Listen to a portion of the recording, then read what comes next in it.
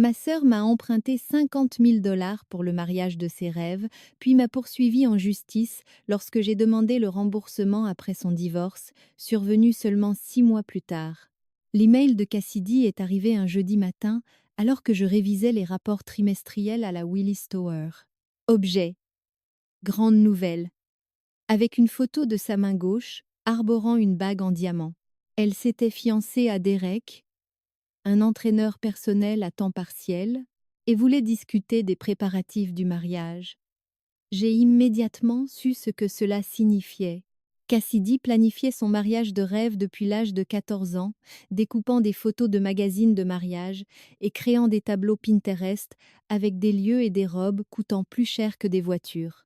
Derek travaillait à temps partiel dans une salle de sport, dépensant ses revenus en suppléments de protéines et en traites pour son camion. Cassidy coiffait dans un salon quand elle daignait s'y présenter, mais se portait pâle dès qu'elle était stressée. Nous nous sommes vus le samedi, et elle m'a montré les options de lieux avant de commander. Un manoir historique sur la côte nord, avec 15 000 $ de frais de location avant la restauration. Un orchestre de 12 musiciens au lieu d'un DJ. Une robe de créateur sur mesure. Une lune de miel à Bora Bora. Les chiffres s'élevaient à plus de 50 000 $. J'ai demandé comment elle comptait payer. Son visage est devenu défensif et irrité. Ils avaient économisé 8 000 $ à eux deux. Les parents de Derek offraient 5 000. Les nôtres, 10. Il manquait encore 25 000 $. Ses yeux se sont remplis de larmes. Elle a dit que j'étais le seul à pouvoir l'aider, que Derek était son âme sœur et qu'elle méritait cette célébration. Je lui ai rappelé que je lui avais prêté de l'argent à plusieurs reprises pour des urgences qui étaient en fait des virées shopping, jamais remboursées. Elle a dit que cette fois, c'était différent, c'était son mariage. J'ai dit que je n'étais pas à l'aise sans une assurance de remboursement car j'économisais pour l'apport d'une maison. Elle a pleuré plus fort et a dit que si je l'aimais, je l'aiderais sans condition, que la famille se soutient inconditionnellement et que j'étais froid. La culpabilité a fonctionné, comme toujours. J'avais été le frère responsable qui étudiait dur, obtenait des bourses et travaillait des heures brutales dans la banque. Cassidy était l'esprit libre et créatif que nos parents adoraient. J'avais passé mon enfance à être comparée défavorablement à son ouverture émotionnelle. J'ai accepté avant de bien y réfléchir. Nous nous sommes retrouvés dans un café et j'ai apporté un billet à ordre stipulant un remboursement de 50 000 sur 2 ans avec des mensualités de 2100 et un intérêt de 3%. Cassidy a signé sans hésiter, disant qu'elle appréciait d'être prise au sérieux comme une adulte responsable. Une fois qu'elle et Derek auraient combiné leurs revenus, les paiements seraient faciles, disait-elle. J'ai transféré l'argent cet après-midi-là, regardant mon fonds pour la maison chutée, retardant mes projets d'une autre année. La planification du mariage a duré 6 mois. Chaque dîner devenait une discussion sur les centres de table. Chaque appel incluait des mises à jour sur les essayages de robes. Cassidy a pris un orchestre plus cher pour 3 000 $ de plus. Elle a ajouté des forfaits premium au manoir pour 5 000. La robe est passée de 3 000 à 7 000 pour des broderies personnalisées. Chaque dépense me serrait la poitrine, sachant qu'elle dépensait de l'argent qu'elle n'avait pas pour des choses futiles. Le mariage était objectivement magnifique. Le manoir historique était décoré de milliers de roses blanches et de bougies.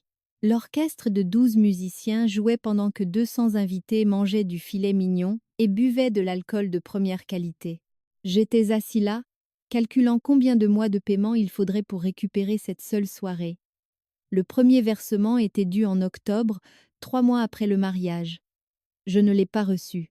J'ai envoyé un SMS à Cassidy pour lui demander s'il y avait des problèmes de transfert. 8 heures plus tard, elle a répondu que les finances étaient serrées. Pouvait-elle sauter ce mois-ci? Je lui ai rappelé notre accord écrit. Elle a dit que les heures de salle de sport de Derek avaient été réduites et qu'ils avaient eu des dépenses imprévues. J'ai demandé quelles dépenses pouvaient survenir 3 mois après un mariage à 50 000 $. Pas de réponse. Novembre est arrivé sans paiement. J'ai appelé et elle a laissé sonner 3 fois avant de répondre défensivement. Elle a dit que je la harcelais pour de l'argent pendant qu'elle vivait le stress du mariage. Ne pouvais-je pas lui donner de l'espace?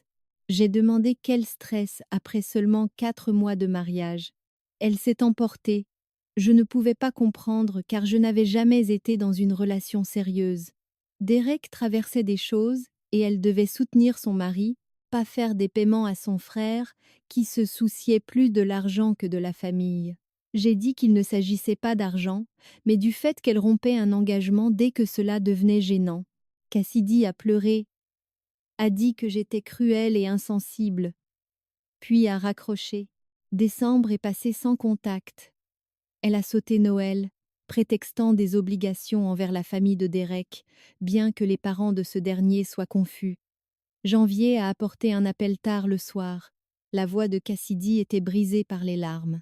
Derek l'avait trompée avec une cliente de la salle de sport. Elle avait trouvé des SMS datant d'avant leur fiançailles. Son mariage était un mensonge et elle demandait le divorce. J'ai ressenti de la sympathie, mais aussi de l'appréhension quant à ce que cela signifiait pour le remboursement. Elle devait retourner vivre chez nos parents. J'ai proposé de l'aider à déménager. Le divorce a été rapide, sans bien commun ni enfant. Cassidy s'est installée dans son ancienne chambre et a arrêté de travailler, disant à notre mère qu'elle était trop déprimée pour fonctionner. Notre mère m'a dit que je devais faire preuve de patience pendant cette période difficile. J'ai répondu que le divorce était terrible, mais que cela ne changeait pas le fait que Cassidy me devait 50 000 $ et n'avait pas effectué un seul paiement, bien qu'elle ait 4 mois de retard. Le ton de ma mère est devenu glacial. Elle ne pouvait pas croire que je parlais d'argent alors que ma sœur vivait la pire expérience de sa vie. J'ai expliqué que j'avais donné cet argent pour un mariage qui s'était terminé après 6 mois et que j'avais retardé mes propres projets de vie pour financer sa journée de rêve. Ma mère a dit que les vraies familles ne comptaient pas les points et que demander de l'argent maintenant était sans cœur. J'ai rétorqué que j'avais été compatissante toute la vie adulte de Cassidy, payant son loyer quand elle manquait d'argent, son assurance auto quand elle oubliait, lui prêtant de l'argent pour des urgences qui étaient des virées shopping. J'aimais ma sœur, mais je ne subventionnerais pas sa vie indéfiniment alors que mes objectifs étaient repoussés. Ma mère a dit que je semblais amère et matérialiste. Peut-être devais-je examiner pourquoi je me concentrais sur l'argent plutôt que sur les relations. La conversation s'est mal terminée. J'ai appelé mon ami David qui travaillait dans le droit des affaires.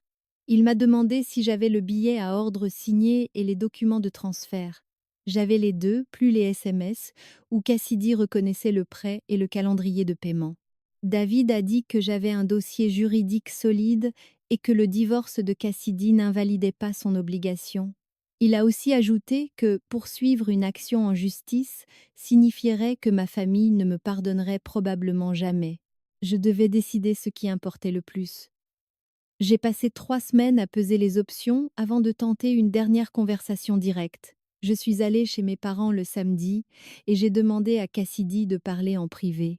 Dans son ancienne chambre, j'ai dit que je comprenais qu'elle traversait des difficultés, mais que nous devions discuter du remboursement et trouver un plan gérable.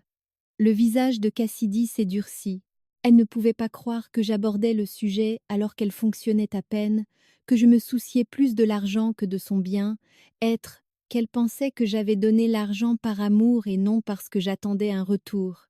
Je lui ai montré le billet à ordre avec sa signature, là où elle avait elle-même insisté pour le formaliser, afin de prouver qu'elle était responsable. Cassidy a jeté un œil et a dit « C'était juste une formalité pour me faire sentir mieux. Les frères et sœurs ne concluent pas vraiment de vrais prêts. Et tu as mal compris ce dont nous étions convenus. » Je l'ai regardée avec incrédulité, lui demandant si elle croyait sincèrement que j'avais donné 50 000 $ en cadeau. Elle a dit « C'est ce que fait la famille.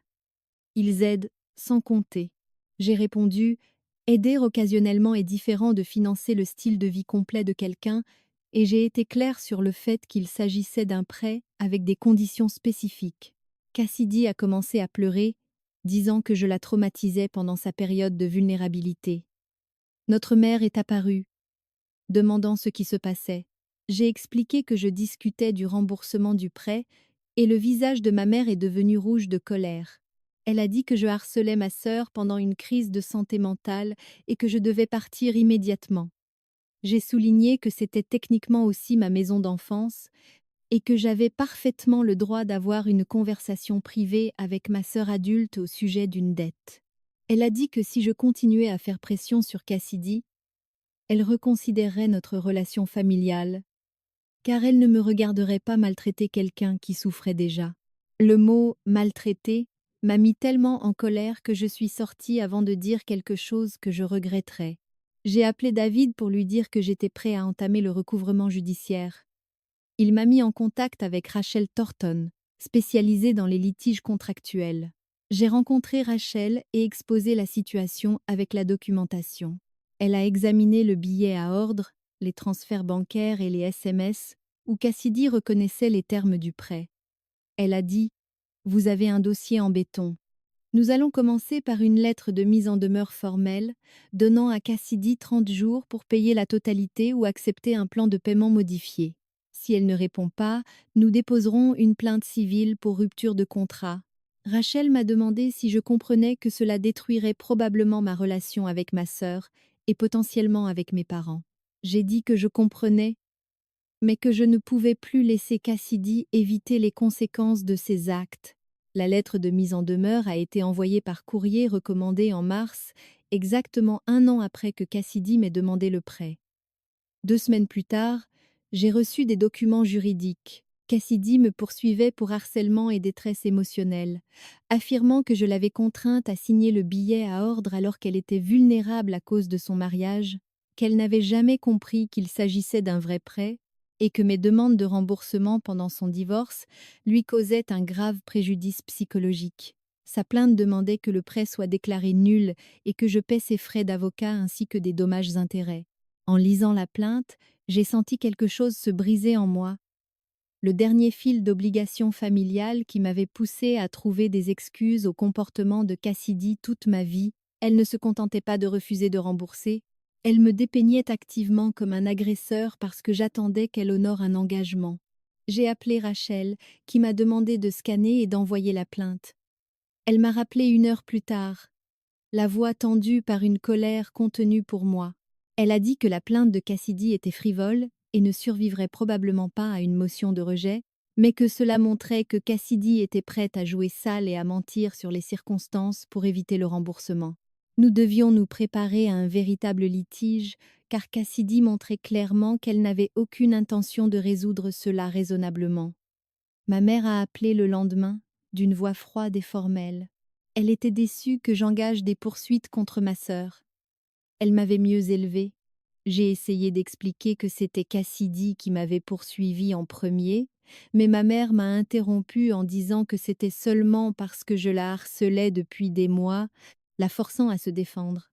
Ma mère a dit que je semblais être quelqu'un qui accordait plus d'importance à l'argent qu'aux gens et espérait que je serais heureux de mes choix quand je finirais seul. La phase de communication des pièces a été brutale. Les 2 parties ont fourni des relevés financiers, des communications et des dépositions sous serment. L'avocate de Cassidy, Lily Vandergraff, semblait déterminée à me peindre comme manipulateur.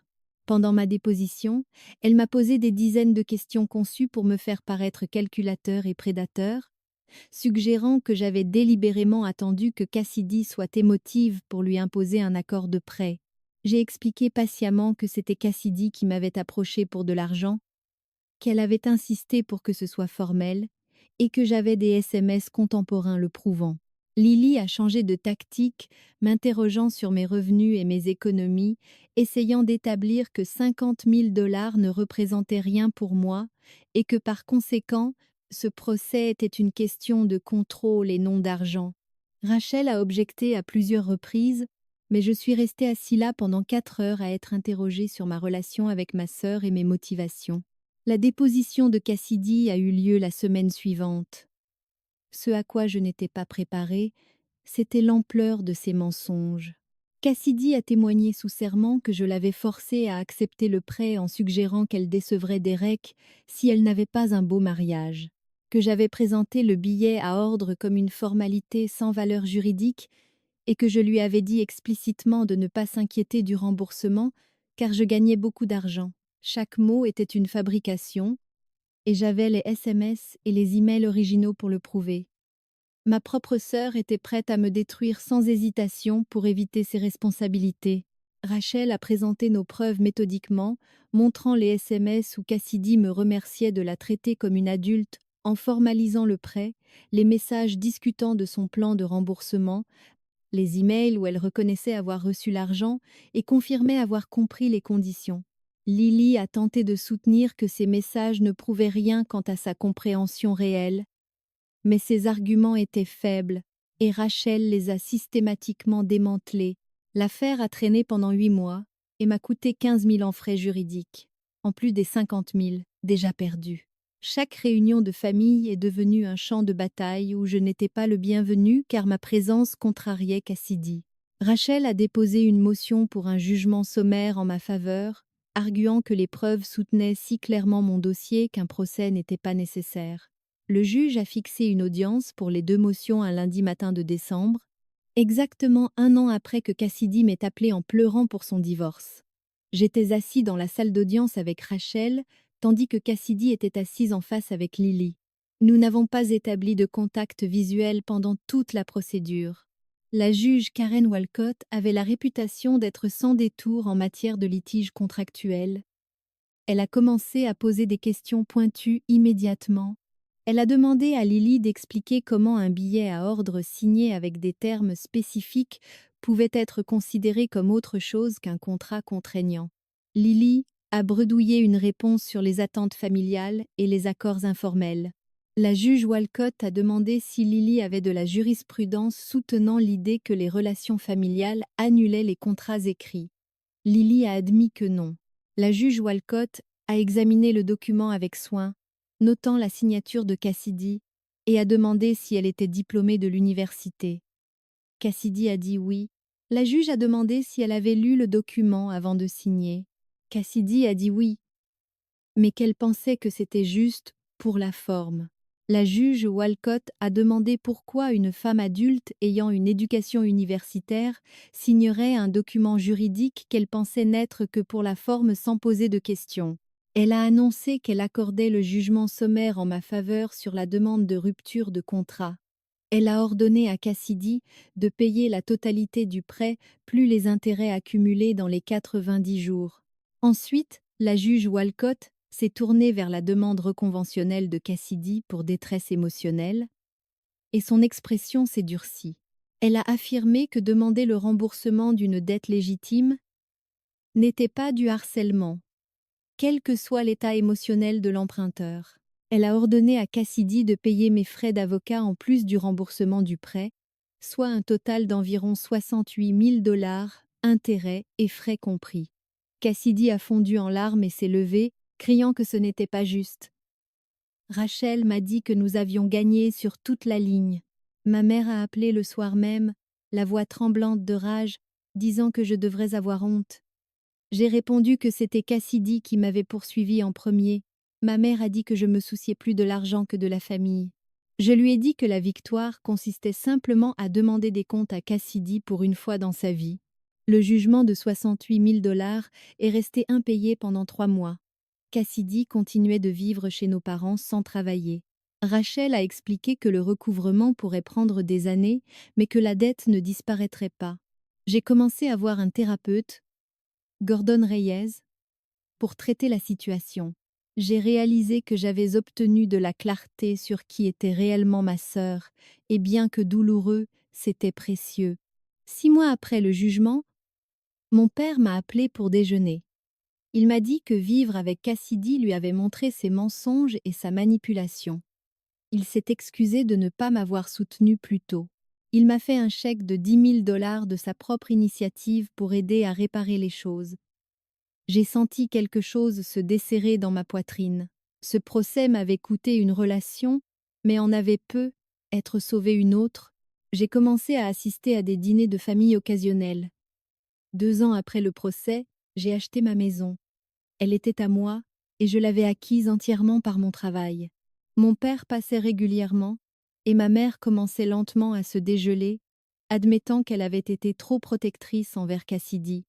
Ce n'était pas une excuse formelle, mais c'était un début. J'avais appris que l'amour sans limite n'était que de la complaisance.